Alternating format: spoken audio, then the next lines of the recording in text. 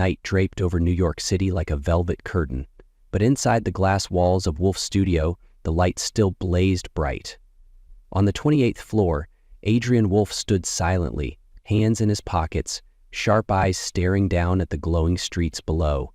Tomorrow marked the unveiling of the most iconic architectural project of his career at the Architecture Expo, a design 3 years in the making. But his mind wasn't on the model displayed at the center of the room, nor on the dazzling stage where he was expected to speak. Instead, it was locked on a single, time-worn sheet of paper resting on the desk behind him. The final shareholder contract left behind by his father. Adrian Wolf, CEO and heir to Wolf Studio, was not a man easily shaken. He had rebuilt this company from the ashes of a scandal 7 years ago after the woman he once loved, Serena Vale, stole his designs and sold them to a competitor. The betrayal led to his father's stroke, and his death followed just months later. Since that day, Adrian had sealed himself inside walls made of stone and silence, living only for work. He stepped slowly toward the desk, lifting the contract in his hands. The bold black letters pressed down on every breath he took. Adrian Wolf must marry before his 35th birthday to retain ownership of 51% of Wolf Studio. Otherwise, his shares will be redistributed to existing shareholders according to current percentages. Just over 3 weeks remained, and if he failed to act, Serena, who had been quietly buying shares through intermediaries, could take control of the company he had bled to protect. Adrian clenched the contract tightly, his nails digging into his skin. He didn't believe in love, and he certainly didn't trust anyone who walked into his life after what happened. But this was no longer a choice. It was a final battle to protect everything his father had built. The laptop screen flickered beside him, illuminating a message from Marcus Lynn, his longtime lawyer and the only friend he trusted. "I found someone who can help. She's already on her way. You'll meet her tonight." Adrian frowned, tossing his phone onto the desk with a soft thud. Help! He didn't need pity. But Marcus wasn't a fool. If he said it was worth hearing out, it was at least worth seeing. Arms crossed, Adrian fixed his cold gaze on the door. He waited to see what this so-called solution looked like. The knock came right at 10 p.m. Adrian didn't turn around. His eyes remained fixed on the door, cold and unreadable. "Come in," he said, his voice deep and dry, as if all emotion had long been buried beneath years of ash. The door opened. Marcus Lynn entered with his usual confident smile, but it wasn't him who made Adrian freeze. It was the woman walking behind him.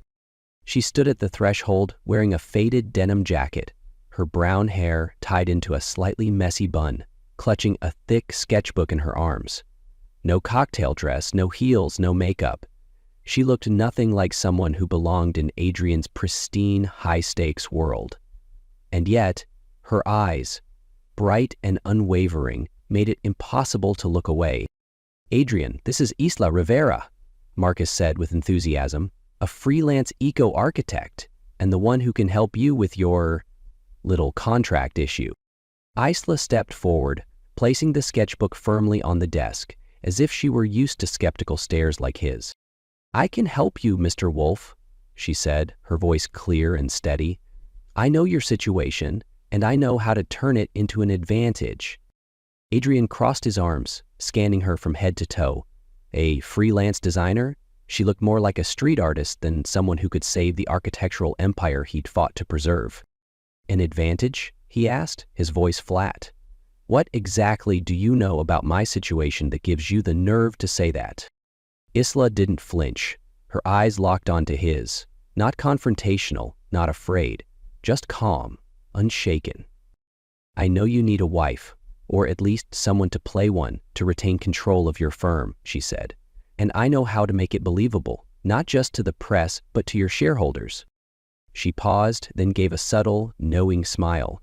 "You don't have to believe me yet, just try me." Adrian turned to Marcus, voice clipped. "Where the hell did you find her?" Marcus only shrugged, calm as ever. "Just hear her out." Adrian exhaled and leaned back against the edge of his desk. His voice remained cold. "Let's say I agree. This is strictly transactional. You do your job, I pay you. No one crosses the line into my personal life. Understood? Isla nodded without hesitation.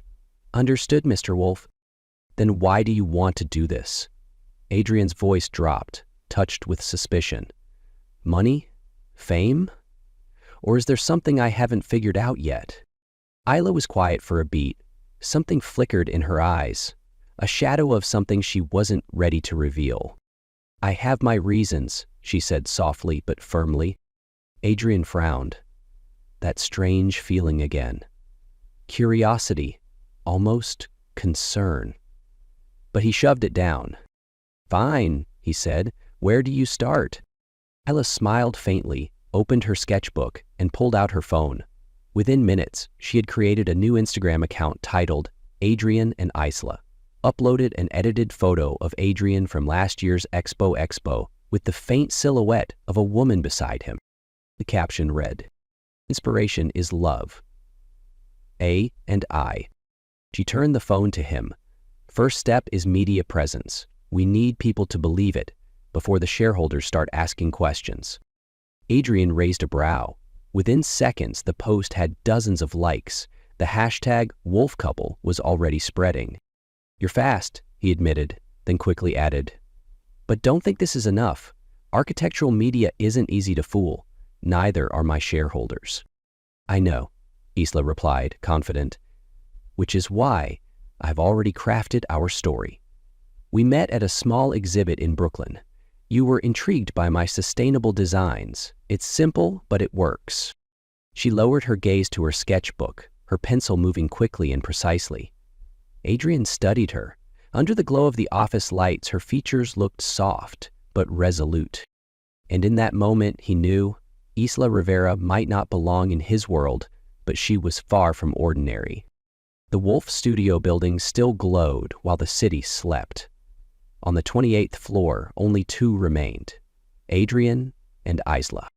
It was nearly 1 a.m. The latest design draft of their eco-housing project stretched across the large work table, surrounded by notes, blueprint sheets, and material samples. The air was still, broken only by the soft scratch of pencils and the click of Adrian's keyboard. Isla leaned over one of the sketches and nudged it toward Adrian.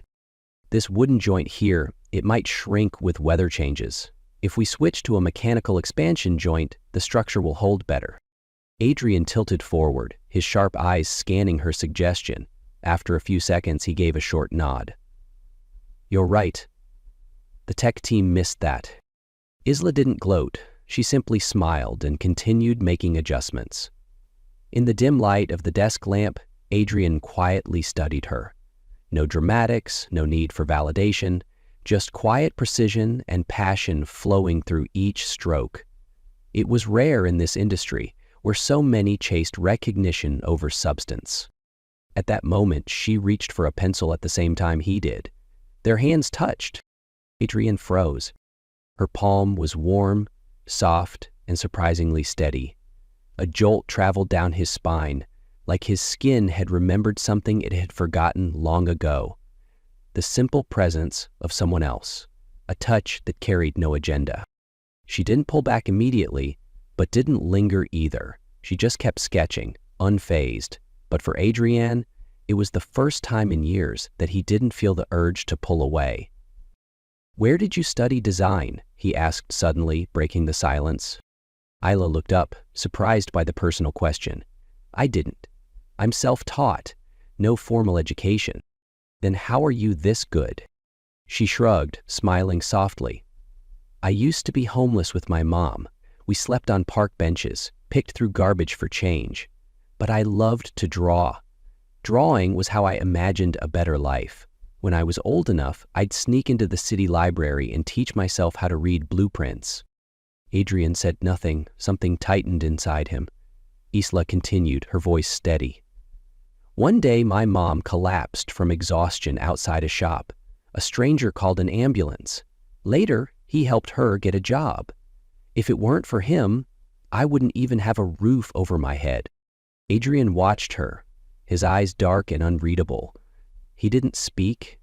He just listened. As Isla turned back to the blueprint, he slid a cup of coffee across the table toward her. Thanks, she said, surprised. You remind me of something I used to believe in, Adrian murmured, almost to himself. What's that? Kindness. He looked up at her. Something I forgot a long time ago. They worked on into the night, until Isla eventually dozed off at the table, overwhelmed by fatigue. Adrian sat still, watching her for a long moment. Then he stood, removed his suit jacket, and gently draped it over her shoulders. Instinctively, she shifted in her sleep, then settled. And for the first time in years, Adrian didn't feel alone in his own space. The next morning, when Isla woke up, still curled at the work table with Adrian's jacket draped over her shoulders, her eyes lingered on the empty seat across from her. She touched the fabric gently, as if trying to hold on to the warmth he left behind. They didn't speak much that morning, but something between them had quietly shifted. A few days later, Adrian asked Isla to join him on a trip to Paris. A key supplier of sustainable materials had suddenly delayed shipment. If unresolved, the delay could derail Wolf Studios' launch timeline. Adrian usually trusted no one, but this time he wanted her there. You see what others miss, he said, voice low but certain. I need your eyes. Paris greeted them with a chill in the air and a cloudy sky above the Seine. The meeting at the textile plant was tense. The factory director was arrogant, refusing to adjust delivery schedules. Adrian didn't blink. If you refuse, he said coldly, eyes like steel, we'll find another supplier, and I'll make sure no one in this industry works with you again. The room turned to ice, but moments later the director caved and signed the amendment. Isla stood beside Adrian, quiet admiration in her eyes. After leaving the factory, Adrian didn't return to the hotel. There's somewhere I want you to see, he said. They walked along the Seine. The fading sunlight danced on the river's surface like threads of gold. A flower vendor offered roses. Adrian stopped, purchased a single red rose, and without a word, gently tucked it into Isla's hair. It suits you, he murmured, his gaze softer than she'd ever seen. Isla paused, hand rising to touch the flower. You're more romantic than I expected. They shared a small laugh, walking together under the umbrella Adrian opened when a soft drizzle began. The silence between them no longer felt distant, but peaceful. They stopped at a riverside cafe. Warm, golden light spilled through the windows, casting a gentle glow. Sitting across from each other, their fingers curled around warm mugs of coffee, steam fogging the glass. When did you fall in love with design? Adrian asked, voice calm, deep. Isla looked away for a moment before replying. Since I was little, but I had nothing to chase it with. Her voice softened. I grew up with my mother, homeless and forgotten. She collapsed one day from hunger, and I thought I'd have to quit school. A stranger helped us that day. He called an ambulance, then quietly helped my mom get a job at a studio she never thought she'd enter. I never knew who he was until I saw your eyes. Adrian said nothing. The story echoed something deep in his memory. He just clenched his cup tighter. And you? Isla asked gently. Have you ever been in love? A wry smile touched his lips. Once. Serena Vale. She used to mean everything. Isla stayed quiet. Adrian continued, slower now, like reopening an old wound. I trusted her with everything. Every design, every plan. She sold them, caused the scandal that broke my father. His voice dropped. He had a stroke, never recovered. I lost him, lost my trust in people. Since then, I locked the door to everything else. Isla reached out, placing her hand softly on his steady and warm. You're not alone anymore, she whispered. I'm here, and I won't hurt you. They sat there, watching the rain fall against the window. Two hearts finding understanding in silence. Later that night, back at the hotel, Adrian was reviewing documents when he overheard Isla's voice through the wall. Keep the supplier quiet. Don't let him find out. He froze, heart pounding. The words echoed like ghosts, reminiscent of the secret calls Serena used to make. For a moment, doubt returned, but then he remembered Isla's eyes by the Seine, the way she smiled when he placed the rose in her hair, She's not like Serena, he told himself. And yet, a seed of suspicion had already begun to take root. Isla had no idea that the words she'd whispered that night had struck a nerve Adrian hadn't even realized was still raw. He'd convinced himself she wasn't like Serena. But the phrase, "Don't let him find out," echoed louder than reason, and slowly, quietly, doubt crept in. The next morning, New York was blanketed in thick fog. Inside Wolf Studio's office, Adrian Wolf sat frozen in front of his laptop. His eyes were bloodshot from sleepless hours, but not from work. From one subject line, "Ask your fake wife." It was from Serena Vale. He clicked it open. Inside were only a few words. "You're a fool to trust her. Isla Rivera isn't who you think she is. Ask her what she's hiding and why she really got close to you. Here's the proof. Don't be deceived again." Attached were photos. One of Isla in Paris, tucked in a hallway, phone in hand, her expression wary. Another was a screenshot of a supposed message between her and an unknown contact.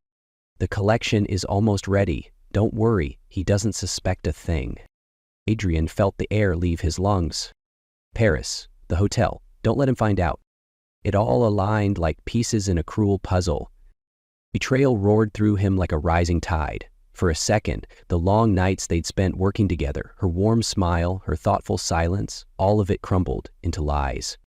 He shot to his feet, the chair scraping violently against the floor. His voice thundered through the hallway as he shouted. "Where is she?" His assistant stammered from outside. "Miss Rivera. She's in the design room, sir." Adrian stormed down the corridor, rage in every step. The door flung open with such force it nearly came off its hinges. Isla was sitting at the drafting table, sketching quietly. She looked up, startled but smiling, completely unaware. "You're back early," she said softly. "I was just about to show you the—" "How about this?" Adrian growled, slamming the laptop onto the table. The screen lit up with the email, the photos, the messages.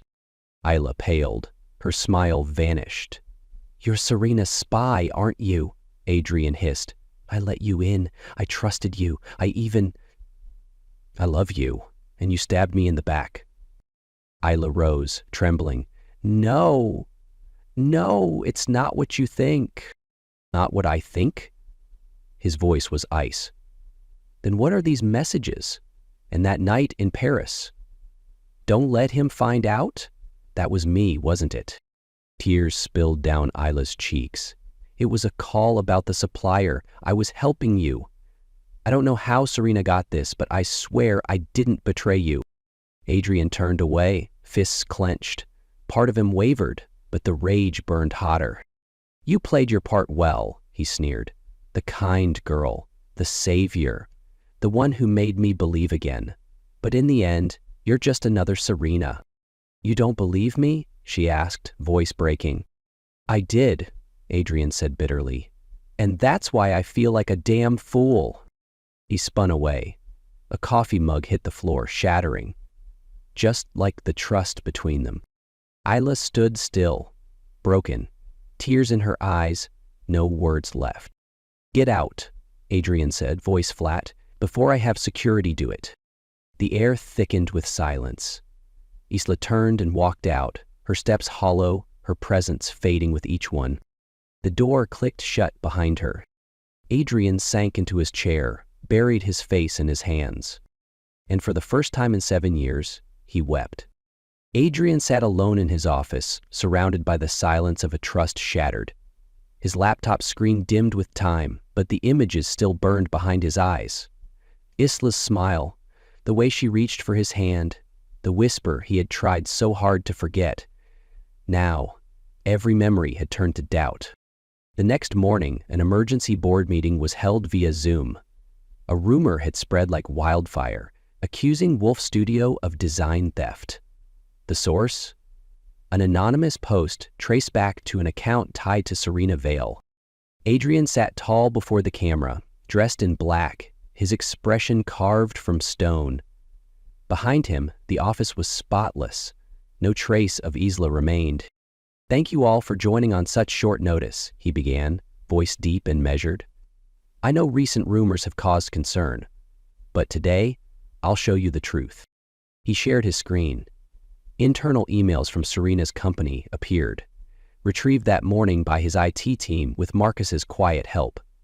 In them, Serena ordered her PR division to leak false claims online to sabotage Wolf Studio. "This is the email she sent," Adrian said, voice steady, "and this is her transaction record, showing she hired a third-party firm to recreate our designs before they were ever published." Voices buzzed through the call. Shareholders muttered, concerned. Then, a new participant joined the Zoom. Isla Rivera. Her face appeared on screen, eyes tired but clear, unwavering. Adrian froze, his hands clenched beneath the table. Isla didn't look at him, she looked straight into the camera.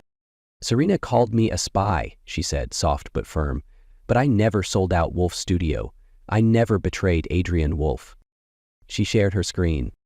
"This," she said, "is a chat between Serena and a hacker, someone she hired to forge fake messages under my name. Click. This is the payment receipt, direct from her account to the forgers. Click.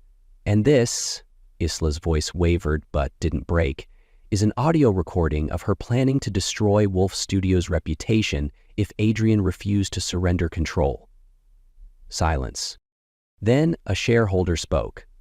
"If this is true, I move to remove Serena Vale from the board immediately." Another added, "and press charges." Adrian's voice cut through, lower than usual but deadly calm. "I've had all files authenticated by a third party. It's all real." For a moment, Serena appeared on screen, pale, flustered, attempting to speak, but her microphone had already been muted. The vote was unanimous. Serena was expelled. Her shares were seized. Legal action was pending. As the call began to clear, only two screens remained, Adrian and Isla. He stared at her through the screen, didn't speak, just looked. Finally, he said, "You came back, even after I told you to leave." Isla gave a sad smile. "I didn't come back to save you, Adrian. I came back because I never truly left." He couldn't speak. His eyes said enough. As she was about to log off, Marcus's voice crackled through a private line. "She's at a cafe near St. James's Park. If you still want her, don't wait." Adrian didn't. He stood, and he ran.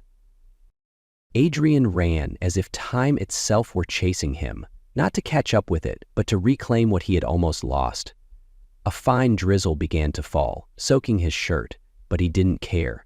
The walls he had built for 7 years were crumbling because of one woman who stayed, even when he pushed her away. St. James's Park greeted him with muted grays and soft winds. Leaves scattered gently across the stone paths, and the trees whispered with autumn's quiet decay. There, beneath the small awning of a cafe by the lake, Isla sat alone. She held a cup of cold coffee in her hands, her eyes staring at the water in silence. Adrian paused a few steps away, chest heaving from the sprint, breath tangled in guilt. He walked slowly to her, careful not to rush the moment. Isla looked up. Surprise flickered in her eyes, then faded into something quieter. "I didn't think you'd come," she whispered. Adrian didn't respond. He didn't sit. Instead, he dropped to one knee in front of her, eyes searching hers like a man afraid of losing what he had just found again. "I'm sorry," he said, voice rough, "for doubting you, for hurting you, for forgetting that you were never her. I let my past define my future and nearly lost my only chance at it."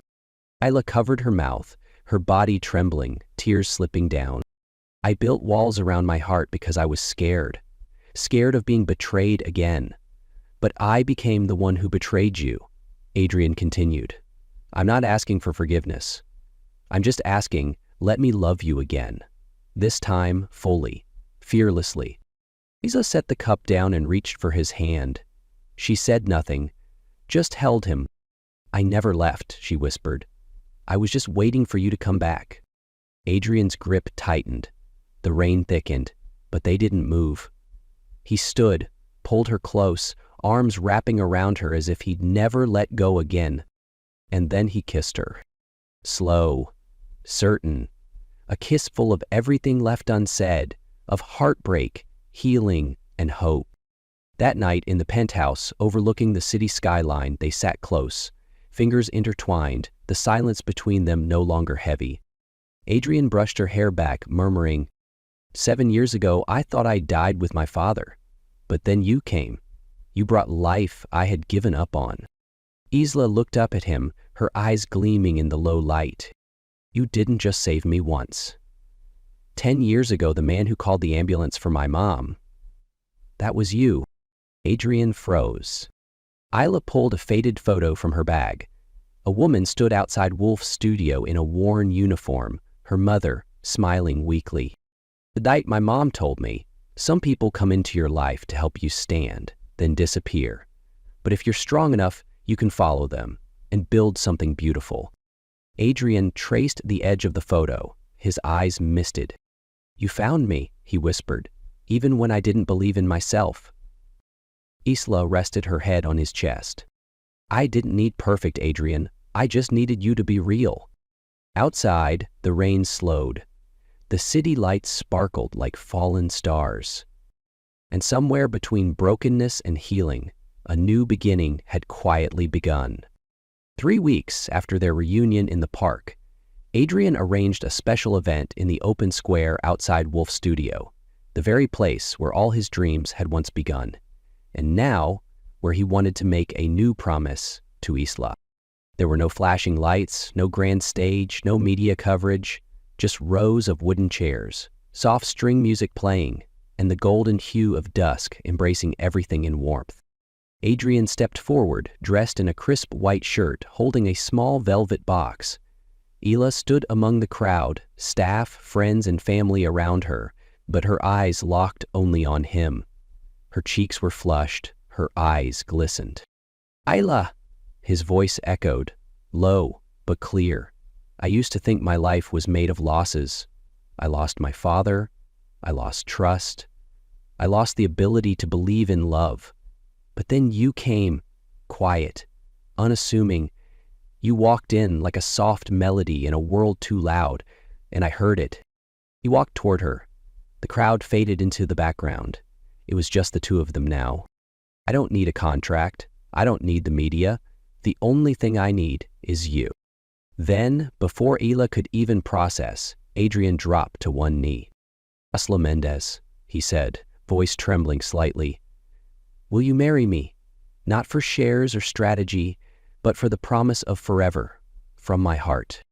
Tears spilled down Isla's face, happiness radiating from her like light.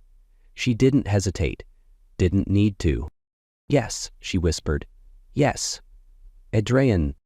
Applause erupted around them. Adrian stood and slipped the sapphire ring onto her finger, a stone the same shade as her eyes the day they first met. He pulled her into his arms, whispering into her ear, "Thank you for staying, even when I didn't deserve it." Isla smiled, pressing her palm to his chest. "Because your heart was always my home."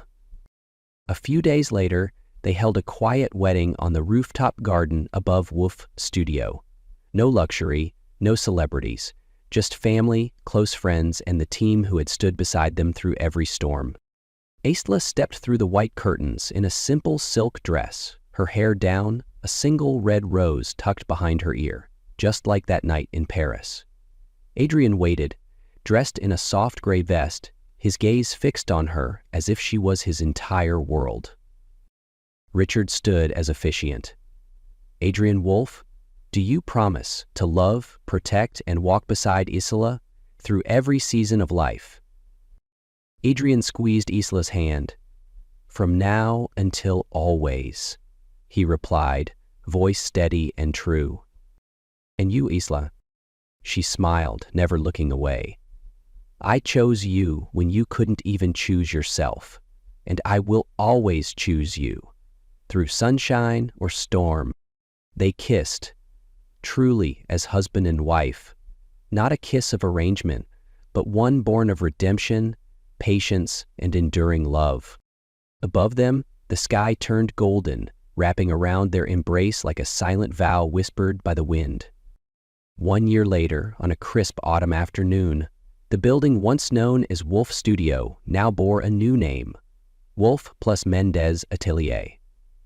On the glass facade, the updated logo shimmered under the setting sun, a symbol not only of a reimagined brand, but of two souls rebuilt and reunited by love. Isla walked slowly through the showroom, adjusting the silk strap on a winter dress model. Her brown hair flowed gently, her face glowing with calm confidence. As employees passed, they smiled, not out of obligation to their creative director, but out of genuine affection for the woman who inspired them every day. From across the room, Adrian leaned quietly against the doorway, his eyes never leaving her. She was still Isla, the woman from that first late-night coffee, the one who corrected his sketches, who stood with him in the rain in Paris. Now his wife, his partner, his home.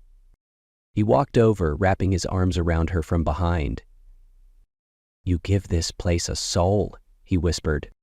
Isla looked up at him with a soft smile. "And you give it a reason to exist." That night, they sat together on the rooftop terrace, city lights dancing in their eyes like stars. Isla rested her head on Adrian's shoulder, their fingers intertwined, wrapped in a stillness that felt like the whole world had quieted just for them. "I used to think love would distract me from success," Adrian said. "But you became the reason I dream bigger." Isla replied, her voice like a breeze. "Because we didn't just build a company, we built a home." Far below, the city's great Ferris wheel turned slowly, silently, watching them, bearing witness to every step they had taken, from doubt to trust, from pain to love. And now, beneath the velvet night sky, they sat quietly, no longer needing promises. Only presence, only this moment, and that was enough.